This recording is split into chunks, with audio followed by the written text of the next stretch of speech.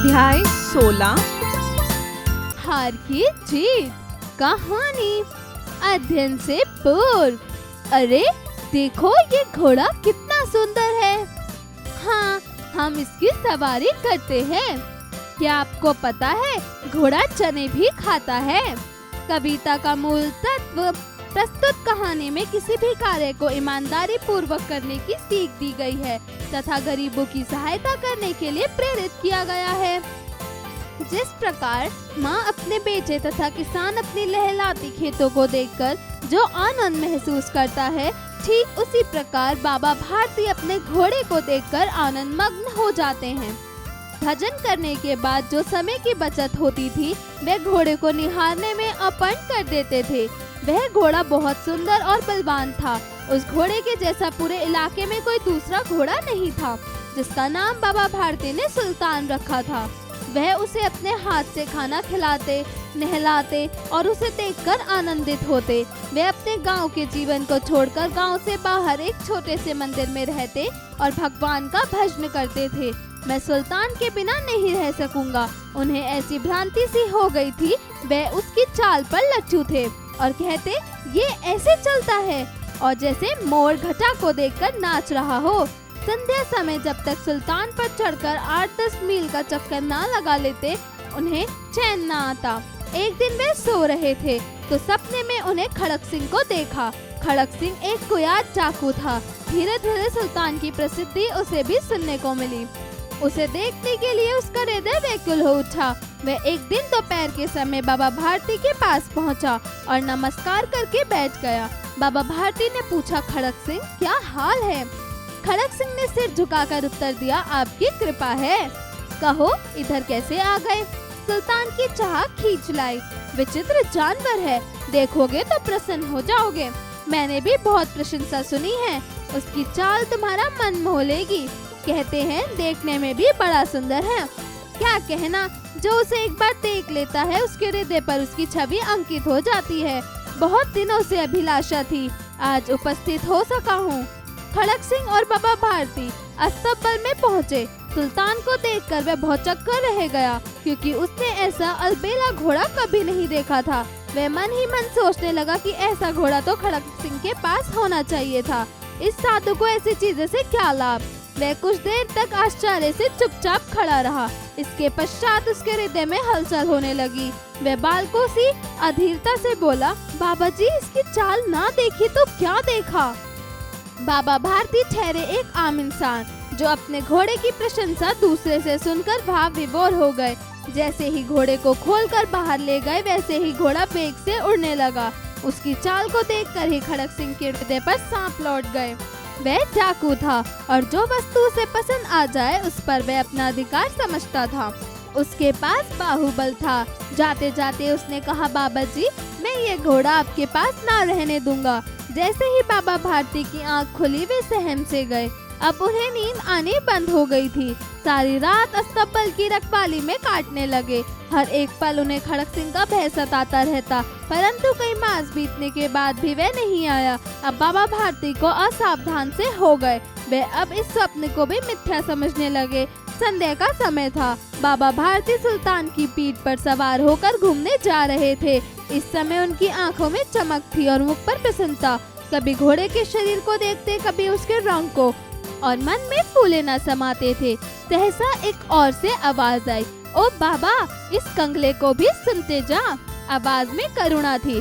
बाबा ने घोड़े को रोक लिया। देखो, एक अपाहिज वृक्ष की छाया में पड़ा करहा रहा था। बाबा जी बोले, कहो, तुम्हें क्या कष्ट है? अपाहिज ने हाथ जोड़कर कहा, बाबा, मैं दुखिया हूँ, मुझ पर दया करो।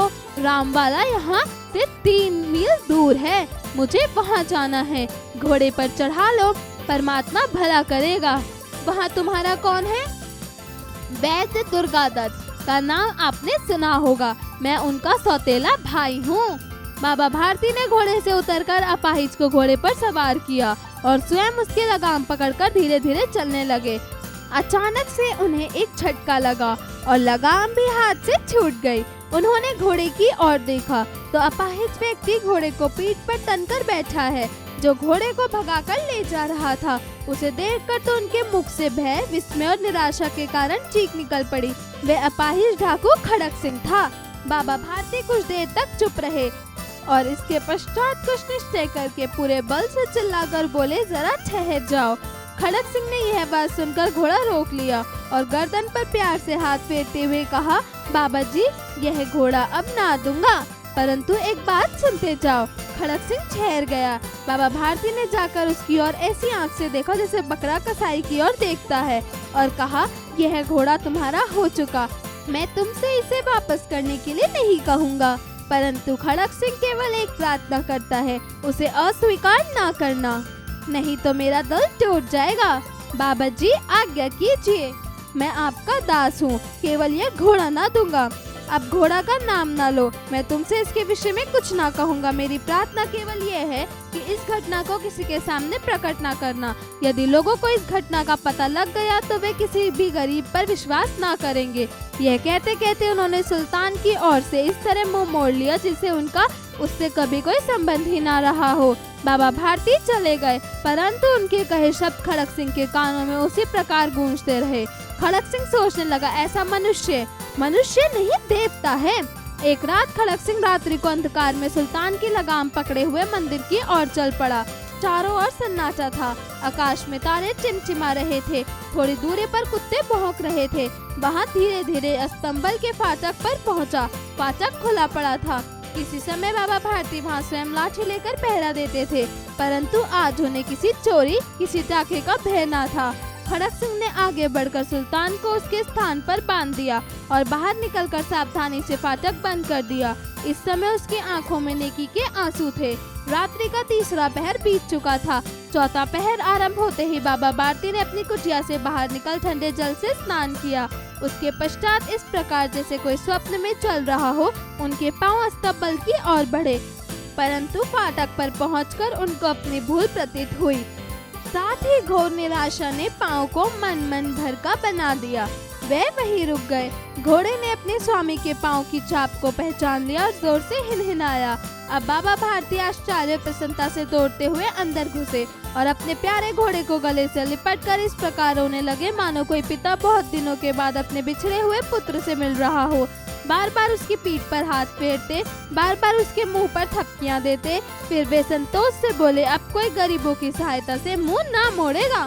शब्दार्थ: अपर्ण अर्थात भेंट करना, सौंपना, बलवान अर्थात शक्तिशाली, बलशाली, भ्रांति अर्थात भ्रम, चक्कर, संदेह, विस्मय अर्थात आश्चर्य, अचंभा। उच्चारण करें: घृणा, सन्नाटा, हृदय, विस्मय, वृक्ष। शिक्षण संकेत: शिक्षक शिक्षिका बच्चों को कहानी का सार बताएं तथा उन्हें ईमानदारी पूर्वक किसी कार्य को करने की शिक्षा दें। अभ्यास कार्य: जरा बोलिए। प्रश्न 1, दिए गए प्रश्नों के उत्तर बताइए। क, बाबा भारती के घोड़े का क्या नाम था? उत्तर: बाबा भारती के घोड़े का नाम सुल्तान था। ख, खड़क सिंह कौन था? उत्तर: खड़क सिंह डाकू था। ग, सपने में बाबा भारती ने किसको देखा? उत्तर: सपने में बाबा भारती ने डाकू खड़क सिंह को देखा।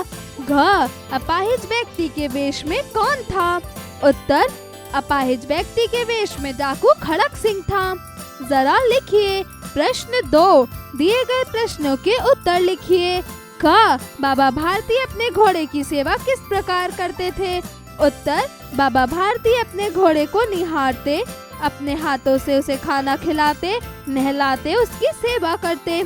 ख, सोते समय बाबा भारती की आंखें अचानक क्यों खुल गई? उत्तर: स्वप्न में बाबा भारती के घोड़े को खड़क सिंह डाकू ले जा रहा है, इस भय से बाबा भारती की आंख खुल गई। ग, अस्तबल में घोड़े को देखकर खड़क सिंह ने क्या सोचा? उत्तर: अस्तबल में घोड़े को देख खड़क सिंह ने सोचा, ऐसा घोड़ा तो मेरे पास होना चाहिए था, इस साधु के पास इस घोड़े का क्या काम? घ, बाबा भारती के हाथों से घोड़े की लगाम कैसे छूट गई? उत्तर: अपाहिज व्यक्ति ने जब सहसा हे घोड़े को भागाना चाहा तो झटके से घोड़े की लगाम बाबा भारती के हाथों से छूट गई। ड़ आश्रम में घोर निराशा क्यों छा गई थी? उत्तर, सुल्तान के चले जाने से आश्रम में घोर निराशा छा गई। प्रश्न 3, दिए गए वाक्यों में से शुद्ध तथा अशुद्ध वाक्यों की पहचान कीजिए। क, बाबा भारती घोड़े से बहुत नफरत करते थे। उत्तर, गलत। ख, खड़क सिंह एक साधारण इंसान था। उत्तर, गलत। ग, घोड़ा अस्तबल में बंधा रहता था। उत्तर, सही। घ, डकैत ने घोड़े को चुरा लिया था। उत्तर, सही। ड़, जब सुबह बाबा भारती उठे तो उन्हें घोड़ा अस्तबल में मिला। उत्तर, सही। जरा सोचिए। प्रश्न 4, खड़क सिंह बाबा भारती के घोड़े को उनके हाथों से छुड़ाकर ले गया। क्या हमें भी किसी की घनिष्ठता प्राप्त कर भरोसे को तोड़ना चाहिए? सोच समझकर बताइए। जरा भाषा पर गौर कीजिए। प्रश्न 5, दिए गए मुहावरों के अर्थ बताइए। मुहावरे जो वाक्यांश अपने सामान्य अर्थ को छोड़कर विशेष अर्थ प्रकट करते हैं, मुहावरा कहलाते हैं। जैसे आंखें दिखाना, क्रोध आना। क, मुंह में पानी भराना। उत्तर, लालच आना।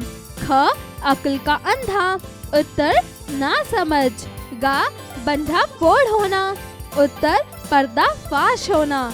घ, कान कतरना। उत्तर, अधिक होशियार हो जाना। ड़, दांत खट्टे करना। उत्तर, हरा देना। प्रश्न 6, उपरोक्त वाक्यों में से विशेषण को अलग कर लिखिए। क, बाबा भारती के पास सुंदर घोड़ा था। उत्तर, सुंदर घोड़ा। ख, खड़क सिंह खोया डाकू था। उत्तर, खोया डाकू। ग, अस्तबल में कई घोड़े रहते थे। उत्तर, कई घोड़े। घ, लोग बाबा भारती को सन्यासी मानते थे। उत्तर, सन्यासी। ड़, हमें गरीब व्यक्ति की सहायता करनी चाहिए। उत्तर, गरीब। जरा रचनात्मक कार्य कीजिए। प्रश्न 7, कभी कभी दयालुता का भाव भी किसी बुरे इंसान को गलत काम करने से रोक देता है। इस कथन के भावार्थ को उदाहरण द्वारा अपने शब्दों में अभिव्यक्त कीजिए। जरा दिमाग लगाइए। प्रश्न 8, नीचे दिए गए नामों को उनकी विशिष्टता बताते हुए उनके संबंध में लिखिए। क, चेतक। ख, बादल। ग, पिनाक। जीवन कौशल एवं मूल्य परक प्रश्न। प्रश्न 9, प्रस्तुत पाठ हार की जीत के विभिन्न पात्रों में से आप किस पात्र के चरित्र से प्रभावित हुए, जिसका अनुसरण आप अपने जीवन में करना चाहेंगे? बताइए।